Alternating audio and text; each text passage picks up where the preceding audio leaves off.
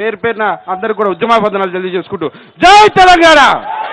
బలంగా కేసీఆర్ గారిని నోటీసులు వ్యతిరేకిస్తూ జై కేసీఆర్, జై కేసీఆర్, జై తెలంగాణ.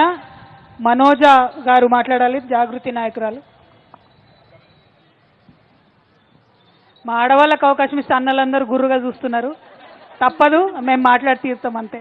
జై తెలంగాణ.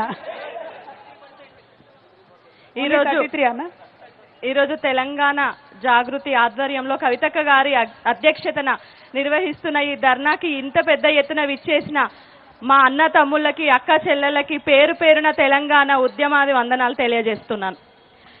ఈరోజు కాంగ్రెస్ ఏదైతే కాళేశ్వరం కమిషన్ పేరుతో కేసీఆర్ గారికి నోటీసులు ఇచ్చిందో అది నిజంగా కూడా తెలంగాణ మొత్తం ఖండిస్తున్నారు. ఎందుకంటే ఒకప్పుడు తలాపున పారుతుంది గోదావరి, మన నీరు మన చెలుక ఎడారి అని పాడుకునే వాళ్ళం.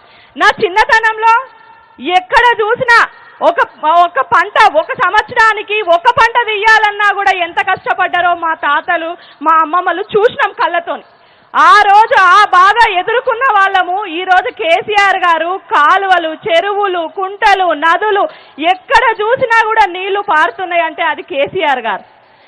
దేశంలో ధాన్య ఉత్పత్తిలో ఎక్కడో వెనుకబడ్డ తెలంగాణ ఈరోజు పంజాబ్ తర్వాత ధాన్య ఉత్పత్తిలో నెంబర్ 1 గా తెలంగాణను సాధించిన ఘనత కేసీఆర్ గారిది.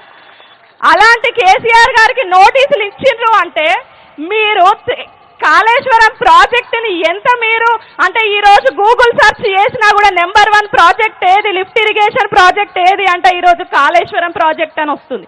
ఇవన్నీ చూసి కేసీఆర్ గారిని ఏదో కేసీఆర్ గారి పేరుని తగ్గించాలని మీరు చేస్తున్న కుట్రలు, ఈ కుట్రలన్నింటినీ తెలంగాణ ప్రజలు ఎక్కడికక్కడ ఎండగడుతున్నారు. తప్పకుండా రానున్న రోజుల్లో బుద్ధి చెప్తారు. కవితక్క గారి నాయకత్వంలో మేము తెలంగాణ జాగృతి, తెలంగాణ ఆడబిడ్డలం అందరం కూడా మీ కాంగ్రెస్ పార్టీకి ఖబర్దార్. ఇంకొకసారి కేసీఆర్ గారు జోలికి కనుక ఖబర్దార్ కేసీఆర్ గారి జోలికి కనుక వెళ్ళిందనుకో చూస్తూ ఊరుకోము. రానున్న రోజుల్లో మీరు మూల్యం చెల్లించుకుంటారు.